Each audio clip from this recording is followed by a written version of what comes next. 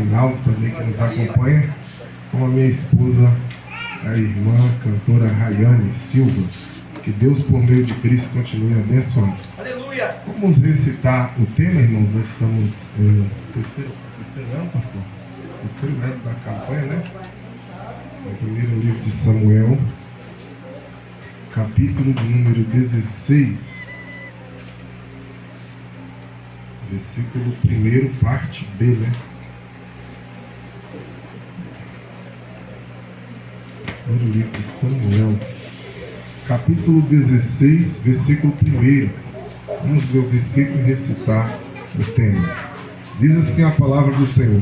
O Senhor disse a Samuel: até quando você terá pena de Saul, se eu o rejeitei como rei de Israel? Enche um vaso de azeite e ponha-se a caminho, e vou enviar a você a Jessé, belemita, porque escolhi um dos seus filhos para ser o rei. Vamos recitar o tema, igreja, vamos lá? Encha o teu vaso de azeite e vem. Mais uma vez na igreja, vamos lá? Encha o teu vaso de azeite e vem. Glória a Deus. Podemos aceitar, meus irmãos?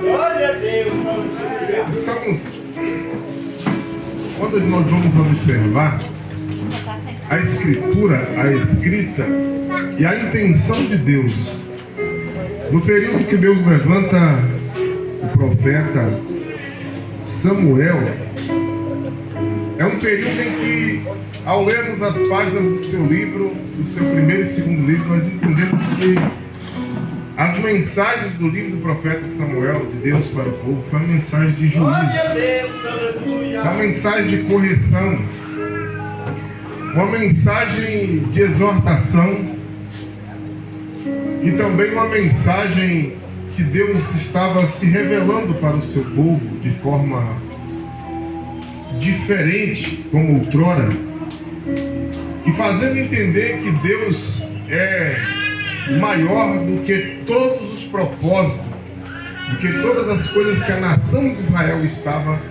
especificamente querendo da parte de Deus. Deus levanta o único profeta com a incumbência e também trazendo a tipologia de Cristo em seu ministério. O único profeta que tinha 3 responsabilidades dadas por Deus.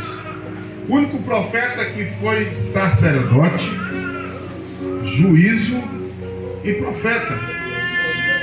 Haja vista que nas demais historicidades dos profetas, quem era profeta nunca foi sacerdote. E quem foi sacerdote era sempre do tronco de Arão, especificamente da linhagem de Levi. Mas não era profeta. Mas Deus, por necessidade do povo de Israel, e para trazer o povo de Israel de volta aos trilhos da sua vontade, a intenção de Deus é que o povo de Israel voltasse ao propósito da sua vontade, à verdade, às veredas do Senhor. Haja vista que o povo estava desviado da presença de Deus. Ao entendermos as páginas do contexto dessa história do qual está o tema desta campanha, deste evento maravilhoso, ao entendermos o contexto, nós vamos compreender que o povo estava distanciado completamente de Deus.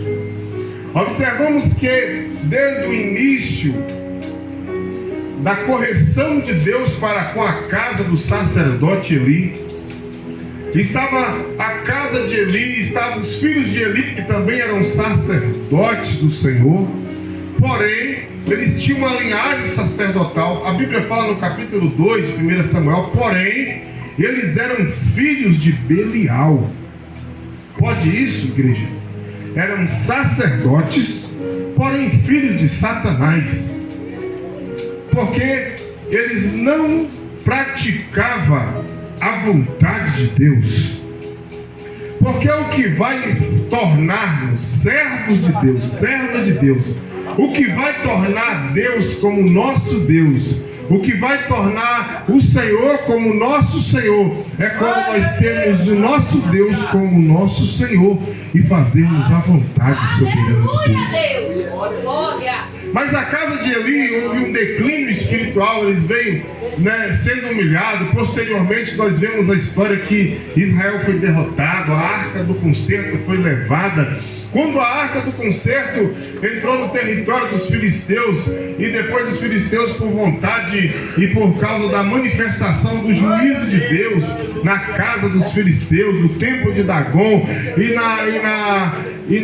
na questão da ira de Deus se revelando ali na casa dos filisteus, com tumores, com câncer, com a ira de Deus se manifestando na casa dos inimigos de Deus, eles devolveram a arca, entregaram a arca do concerto aos homens de Bet-Semes. E quando chega na casa dos homens de Bet-Semes, eles também não eram dignos de estar com a arca de Deus ali em seu território. Os homens de Bet-Semes cometeram um erro gravíssimo em tentar olhar com curiosidade o que tinha dentro da arca. Ali a ira de Deus se manifestou e consumiram os homens de Bet-Semes. Eles pegaram a arca e devolveram e levaram a arca para os homens da cidade de Kiriat Jearim. E chegando na cidade de Kiriat Jearim, eles pegaram a arca, então levaram para a casa de Abinadab, consagraram o homem por nome de Eliezer, para que ele estivesse ali cuidando da arca. Porém a arca na casa de Abinadab, o povo ainda estava desviado da presença de Deus. O povo precisou usar a arca, estava na casa de Abinadab, a arca estava quietinha lá no seu lugar, porém a arca só servia de amuleto. Porque não adianta nós termos o que precisa, que era a presença de Deus ali, o símbolo real, o símbolo físico da presença de Deus era a arca do concerto. Não adiantava ter o símbolo da presença e não ter a presença de Deus. Aleluia! O que Deus estava querendo e exigindo do seu povo é que eles não vivessem uma vida de aparência. Parecia que serviam a Deus, mas na verdade eles adulteravam servindo a outros deuses.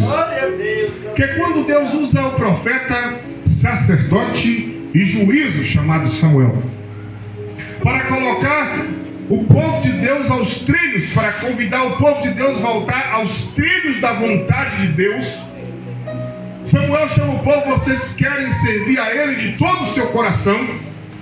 Então tira do vosso meio, tira do meio de vós os deuses estranhos, tira os astarotes, tira os balins, tira os deuses que te afastam do único e verdadeiro Deus. Porque Samuel volta para a casa de Israel e diz assim: porque Deus não aceita dividir a glória dele com ninguém. Aleluia! A Bíblia fala em Isaías 42:8: eu sou o Senhor, e este é o meu nome, e a minha glória eu não dou para ninguém, e nem o meu louvor às imagens de escultura. Porque o que é de Deus é de Deus. Nós não adoramos a Deus e servimos a outro Senhor. Nós devemos fazer o que? Como o povo de Israel, eles teve para entrar nos trilhos da vontade de Deus, primeiro teve que se arrepender dos seus pecados, tiveram que tirar os deusinhos estranhos de dentro da sua casa, tiveram que renunciar à adoração aos balins, tiveram que renunciar à adoração aos cultos aos deuses de Astarote, e tiveram que fazer a limpeza e colocar a sua casa em ordem, para que a presença de Deus fosse manifesta no meio da casa de Israel. Posteriormente, quando o povo se arrepende dos seus pecados, quando o povo reconhece que Deus é o único Senhor e que nós não devemos vacilar em servi-lo, adorando outros deuses. Porque quando fala de Deus, não quer dizer que está falando com os ímpios, está falando com nós. Porque o texto de Samuel está falando para a casa de Israel, está falando para a igreja do Senhor, está falando conosco. Porque a tipologia de Cristo, ela percorre todas todas as sagradas, todas as páginas das Sagradas Escrituras, nós encontramos Cristo presente, trazendo o seu tipo, trazendo a sua manifestação, trazendo a sua revelação, trazendo a sua vontade, revelando e mostrando a sua grandeza. Quando o povo reconhece Deus, já tinha morrido mais de 34 mil judeus, sendo humilhados e derrotados pelos filisteus. Glória a Deus. Observa, pastor, que Deus era o único legislador de Israel na dinastia. Quando chega o povo, por estar adulterando contra Deus, servindo Astarote, servindo os Balins, servindo outros deuses estrangeiros, o povo então achou bonito o modelo das nações pagãs que estavam em volta de Israel. O que é que o povo resolveu fazer? Dá-nos um rei, dá-nos um rei, constitua-nos um rei sobre nós. Quando o povo não tinha rei, quando o povo não tinha monarquia em seu domínio, o povo tinha as mãos do Senhor. Deus era o sustentador. Deus era aquele que guiava o seu povo. Lá atrás, quando o povo precisava de sustento, lá no deserto, Deus enviou o maná. Quando o povo precisava de proteção lá no deserto, Deus enviou a nuvem. Quando o povo precisava de calor lá no deserto, Deus enviou a coluna de fogo. Porque Deus cuidava do seu povo. Porque Deus zelava pelo seu povo. Porque o Deus trazia a nação de Israel na palma das suas mãos. Aleluia. Mas é sempre assim. Quando nós olhamos para as belas coisas, para as aparências do mundo, elas nos distraem. Causando a distração, o povo saiu da direção de Deus. É por isso que você não deve deixar nada servir de distração para te arrancar da presença do Todo-Poderoso. Você tem que ficar sempre aonde Deus te colocou, senão você vai sofrer as consequências.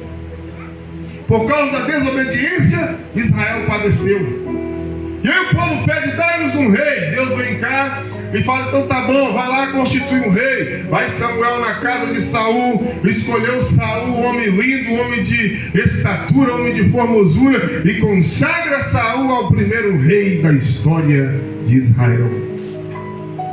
Porém, Saul começou a entrar nos trilhos da vontade de Deus, mas não era a vontade de Deus que tivesse um rei, porque Deus era que era o rei de Israel. Aleluia. Deus é que era o legislador de Israel. O povo quis um rei, tirando o modelo das nações pagãs. É por isso que Deus não aceita modelo do mundo no meio do seu povo. Se o mundo querer se converter e espelhar em você, que o mundo espelhe. Agora você não pode espelhar no mundo, porque Deus não vai aceitar. Aleluia. Porque isso é adultério contra a vontade de Deus. O povo vai lá e pede: Deus tá bom, Deus permite, porque Deus respeita o seu poder de escolha. O povo vai lá e pede o rei, toma Saul como rei. Saul vem cá, começa a entrar nos trilhos. Quando vai para a peleja, Saul vai e desobedece à vontade de Deus, protegendo a vida do rei Agag. O rei Agag vem cá, e era muito amigo, era uma influência, e pega os bois, os novilhos que servia para sacrifício. Saul vem cá e cresce o olho: não, nós vamos poupar a vida do rei, vamos matar só o povão e vamos poupar. E desobedeceu a Deus mais uma vez. E por causa da desobediência de Saul, a Bíblia diz que Deus o rejeitou como rei de Israel. Samuel vai lá e transmite o recado. Samuel transmite a vontade de Deus, a palavra de Deus. A palavra de Deus foi dura contra a casa de Saul. A palavra de Deus, ela foi de encontro, ela foi confrontando a casa de Saul. Observamos que na função do profeta Samuel, como sacerdote, como profeta e como juiz, a palavra era de endireitar as veredas. Quando nós observamos que a palavra de Deus, quando vem em nós, nossa direção. A palavra de Deus, quando vem na direção da nossa vida, na direção da nossa casa, nós entendemos e compreendemos que todavia quando Deus fala de forma que Ele confronta a sua vida. Deus fala de forma que te tira da zona de conforto e que quer te levar a um caminho mais perto da sua vontade, porque o interesse maior de Deus é que Deus se revele também a você. Aleluia, glória a Deus. É por isso que palavra de massagear o ego não vem de Deus. Glória! A palavra de Deus é a verdade. Aleluia. E a verdade é aquela que nos confronta. E a verdade de Deus é aquela que nos tira da nossa zona de conforto. Se o evangelho que nós estamos vivendo, ele não está nos confrontando, nós temos que voltar atrás e rever todos os nossos conceitos de cristão. Porque nós estamos trilhando um caminho errado. Porque nós podemos estar trilhando um caminho de porta larga. Porque essa é a ideia de Satanás. Compreende? Que a ideia do diabo não é te arrancar mais dentro da igreja. A ideia do diabo é te amarrar e te deixar aqui dentro, pensando que está indo para o céu, mas está no caminho errado. Perdidos dentro do caminho. O diabo não tem preocupação, não. Nós temos que arrancar fulano de tal de dentro da igreja, porque ele está dando prejuízo. Nós temos que tirar alguém e jogar no mundo. Não. É mais lucro para ele manter a pessoa aqui com uma aparência. É desse jeito, Jesus. Vai esmarrar a alma dele lá na perdição do inferno. Glória a Deus. Glória a Deus. Alabandaramandaya sumidicalveloche. Compreende que quando Deus rejeitou o reinado de Saul por causa da desobediência, Falou daí. Glória. ele falou a Saul que tinha pena de Saul. Tu és maravilhoso. Tu és... E diz a Bíblia que ele tinha pena de Saul e foi embora para sua casa. Mas ele nunca mais voltou lá na casa de Saul. E diz a Bíblia que Deus vem para Samuel e vem a palavra do Senhor a Samuel. Ele diz assim: até quando terás dó de Saul, havendo eu reinado, havendo eu rejeitado para ser rei de Israel? Deus vai lá e fala com Samuel: agora encha o teu vaso de azeite e vem. Enviar-te-ei à casa de Jessé, belemita. Observamos que aqui nós encontramos duas coisas nesse texto, do qual está registrado o tema dessa campanha: o vaso e o azeite. Existia pelo menos 4 tipos de vasos era utilizado no Antigo Testamento. Primeiro, o vaso de ouro, que era o vaso que trazia a moldura para fazer as ornamentações dos lugares especiais, dos lugares importantes. Segundo tipo de vaso era o vaso de prata, que era um vaso também que era uma moldura muito belíssima. E o terceiro tipo de vaso era o vaso de madeira. Era um vaso também que era utilizado para ornamentação. E o quarto tipo de vaso era o vaso de barro. Glória a Deus. Que era o vaso que era usado especificamente para fazer a conserva de ungüentos e de azeite. No texto que lemos fala do vaso, para tematizarmos essa palavra, e fala do azeite. Quando falamos do vaso, o vaso fala de um recipiente. E ainda tem outro tipo de vaso que não está registrado nas Sagradas Escrituras, é o vaso de chachim. É um vaso que ele só serve para ornamentar. É um vaso que só serve para ficar pendurado na parede para fazer ornamentação de orquidário. Como um vaso de ouro que serve para colocar numa entrada bonita de um templo. Mas nós observamos que o povo de Deus e o próprio Deus escolheu o vaso de barro. Que apesar de ser frágil o vaso de barro, mas o vaso de barro ele pode ser moldado. o vaso de barro ele pode ser quebrado, como está lá em Jeremias capítulo 18. Glória a Deus. E o vaso de barro ele pode ser reconstruído da mesma matéria. Isso quer dizer que a Bíblia ela trabalha com a ideia de que, mostrando e nos considerando também como era na cultura, eles tinham um vaso. Deus manda Samuel pegar o vaso que ele tinha em sua casa e trazendo para nós como tipologia do que nós somos vaso nas mãos do oleiro. O Senhor está mostrando que diante da nossa fragilidade, a Bíblia vem trabalhando com a ideia de que somos vaso porque somos fracos. A Bíblia trabalha com a ideia que somos vaso porque somos dominados pela mão do Senhor e somos moldados pelo Senhor, e que nesse vaso tem que ter uma especiaria para que o valor esteja dentro do vaso. É por isso que a importância de sermos vasos, a importância de sermos vasos não é ser vaso bem moldado, não é ser vaso bem trabalhado, não é ser vaso só bonito. A importância do vaso é o que o vaso tem dentro dele. Glória a Deus. Porque na expectativa humana o que é bonito é só o que vê de forma estereótica, da forma externa. Mas quando Deus ele chama Samuel, Samuel vai lá na casa de Jessé. E Samuel na casa de Jessé, quando vem o primeiro homem bonito, varão de guerra, de boa estatura, certamente está diante de mim, ungido do Senhor. Observa que Samuel, como toda a raça humana, olhou para a aparência. Deus disse a Samuel: não te atentes para a aparência, Samuel, porque você só está vendo o lado externo da coisa, mas eu contemplo aquilo que está no interior. Samuel olhando, então agora eu fiquei confuso, que foi passando os filhos de Jessé, foi passando o mais moço, foi passando o outro, foi passando o outro, até acabou-se os que ele poderia apresentar na sua casa. Glória a Deus.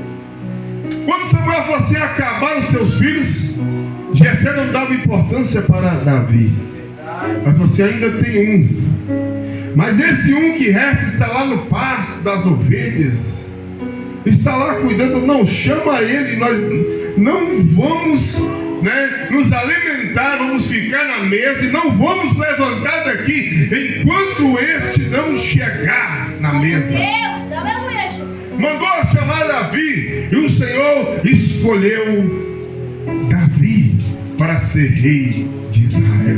Aleluia. No obstante, nós chegamos a compreender que o que tange o tema desta campanha, nós chegamos à compreensão que o azeite ele significa a presença de Deus, que o azeite ele significa algo muito raríssimo que tinha desde o tempo das culturas, como a mulher pecadora que derramou o vaso de nardo que tinha em conserva na sua casa sobre os pés de Jesus.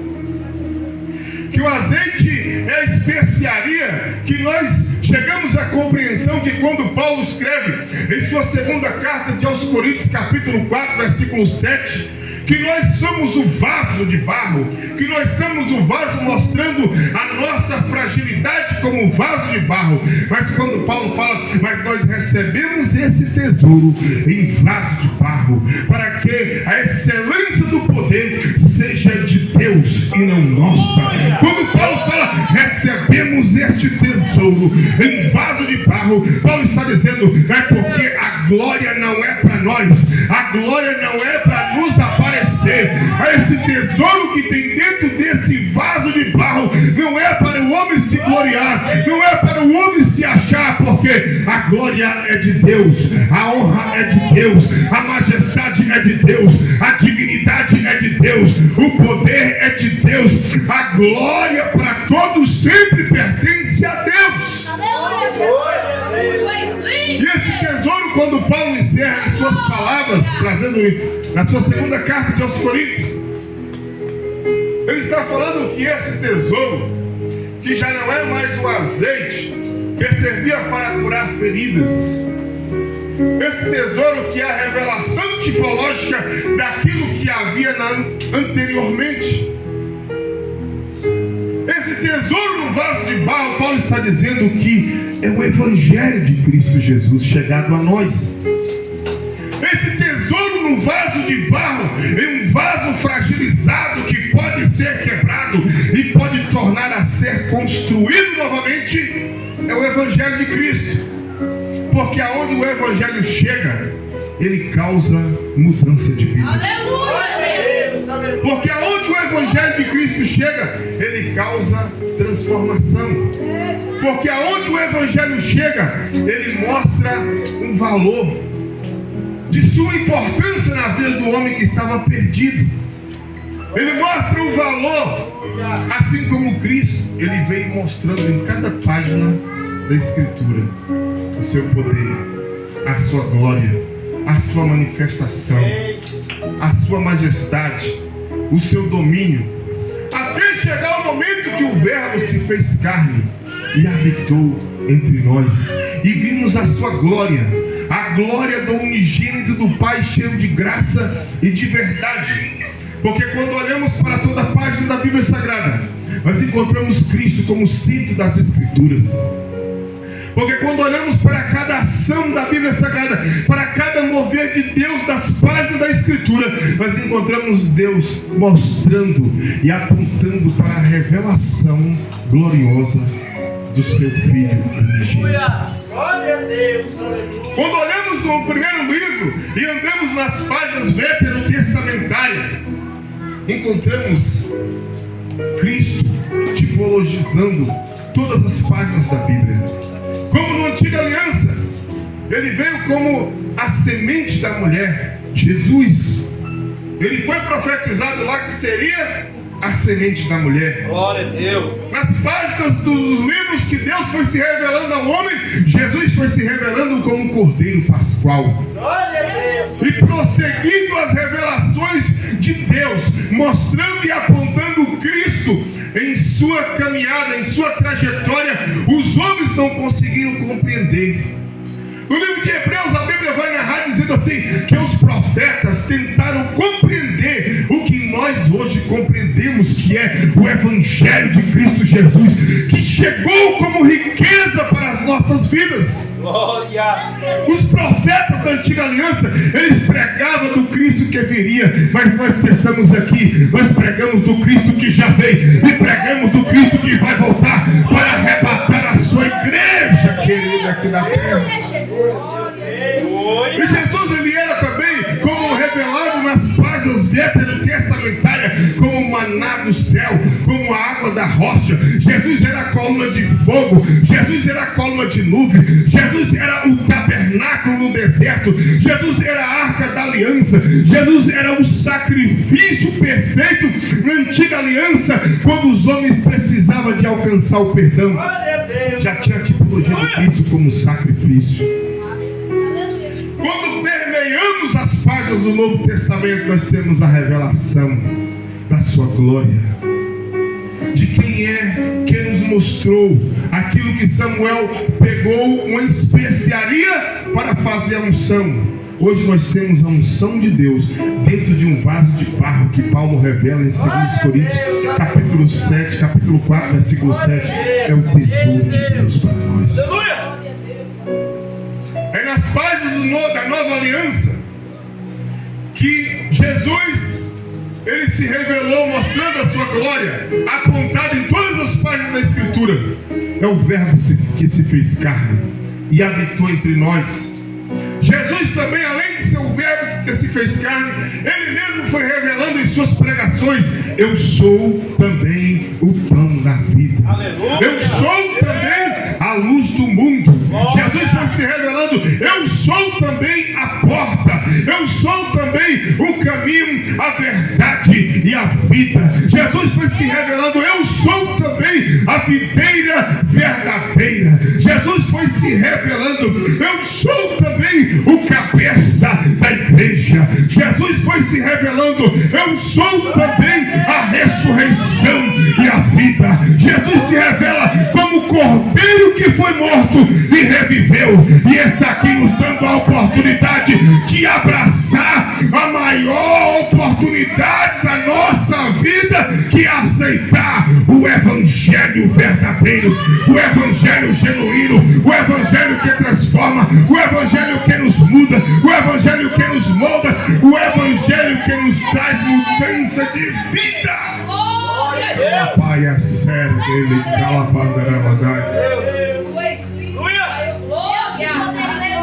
a revelação da glória de Deus por meio de Cristo Jesus chegou aqui nessa noite até nós.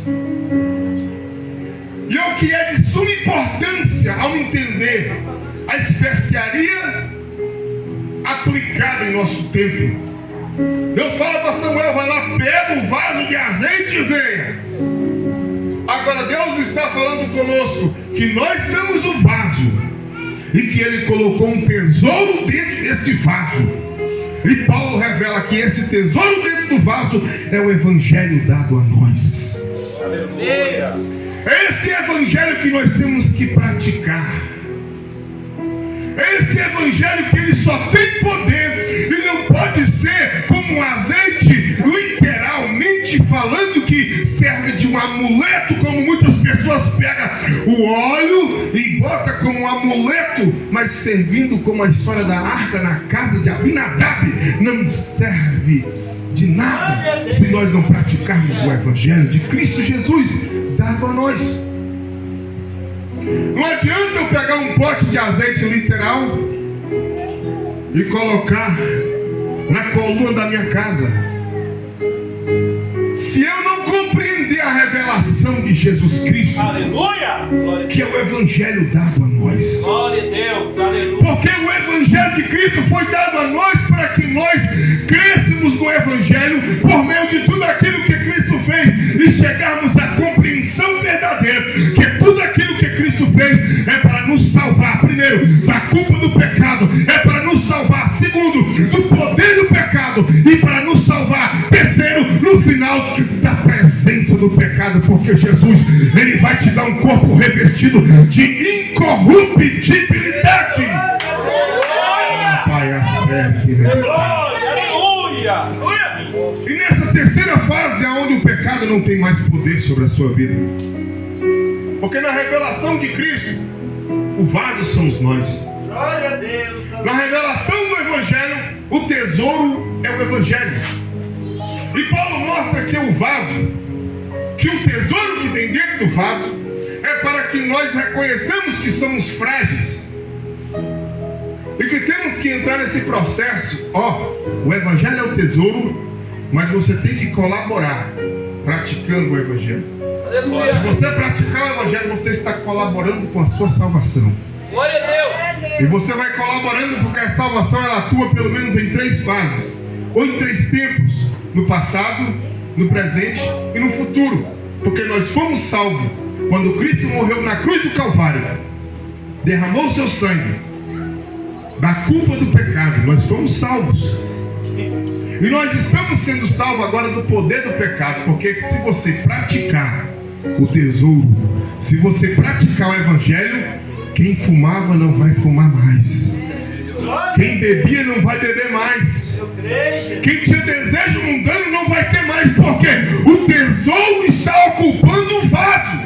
Aleluia. E se o tesouro ocupa o vaso não tem tempo para ser cheio de coisa que não presta, porque nós estamos ocupados com a presença do evangelho de Cristo Jesus. E se estamos ocupados com o evangelho, o pecado não tem vez. A nossa mente não é vazia porque praticamos o evangelho. É por isso que nós temos que nos alimentar do evangelho, praticar o evangelho, porque você vai ser salvo do poder do pecado. O pecado vai perdendo a força, você vai perdendo o desejo de voltar para o mundo, e a presença do Espírito Santo de Deus Aleluia. vai pairando sobre a sua vida Aleluia. e vai te enchendo e vai mostrando a sua fraqueza, e você vai chegando à compreensão que nós temos um tesouro dentro desse vaso de barro, que é o evangelho de Cristo Jesus. Aleluia. Se coloque de pé nessa noite. Eu quero que você saia daqui na consciência que você é um vaso e que Deus não te constituiu como um vaso para ser um vaso vazio. Nós somos vasos de barro, mas apesar de sermos vasos de barro, nós temos que estar sendo ocupados com o tesouro que Cristo nos deu, que é o Evangelho de Cristo Jesus, que é o Evangelho de salvação, que é o Evangelho que contagia o pecador, que é o Evangelho que liberta, que é o Evangelho que transforma, que é o Evangelho que tira o nosso eu, que é o Evangelho que nos mostra a nossa fraqueza, que é o Evangelho que nos confronta, que é o Evangelho que nos traz aqui nessa noite para entregar o que de melhor nós temos para Cristo, que é o Evangelho que nos trouxe aqui nessa noite mais uma vez para nos entregar mais e mais na presença do Senhor. Você é vaso, mas você é vaso que tem que estar ocupado. Eu vou estar orando agora nesse momento. Tem alguém para Jesus nessa noite? Tem alguém que não é evangélico aqui, que quer entregar sua vida a Cristo? Eu estarei orando pela sua vida.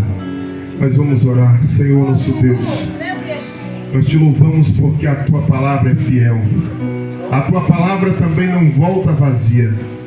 Nós te adoramos, Senhor, porque o teu poder já foi manifesto entre nós, que a tua palavra já nos contagiou neste lugar, e nós sentimos a tua presença pela revelação da sua glória, que é a glória do unigênito do Pai, cheio de graça e de verdade.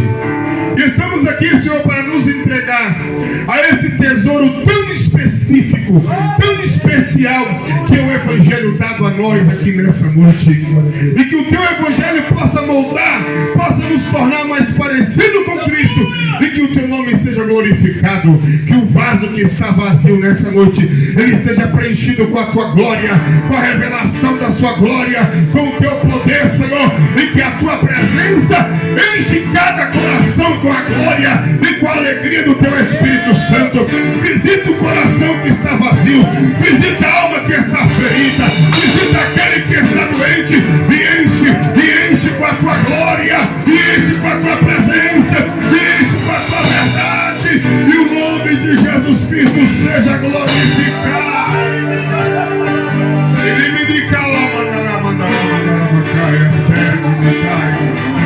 Adore a Deus nessa noite.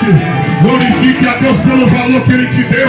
Adore a Deus pela especiaria que Ele colocou no seu vaso, porque toda honra e toda glória pertence a eles.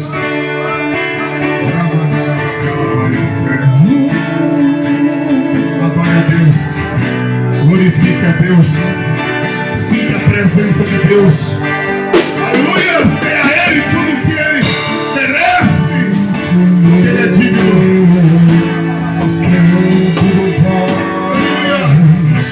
Nenhum dos teus planos podem ser. A vontade é sua. Levante a sua mão para o céu e adore. A minha vida em tuas mãos. Adore a Ele que é digno. Nenhum dos teus planos podem ser. Nenhum dos teus planos pode se frustrar. Ninguém frustra o Evangelho de Cristo. Não se frustrarão. Não se frustrarão. Os planos de Deus ninguém impedirá. Pode o vento soprar, terra pode se abalar, mas os planos de Deus ninguém impedirá. Exalte aquele que merece toda honra e toda glória. Eita, glória, adore a Ele nessa noite, porque Cristo fez o maior sacrifício pela sua vida. Nós estamos aqui adorando e bendizendo o seu nome. Quem sem eu quer tudo pode. Nenhum dos teus planos podem se frustrar.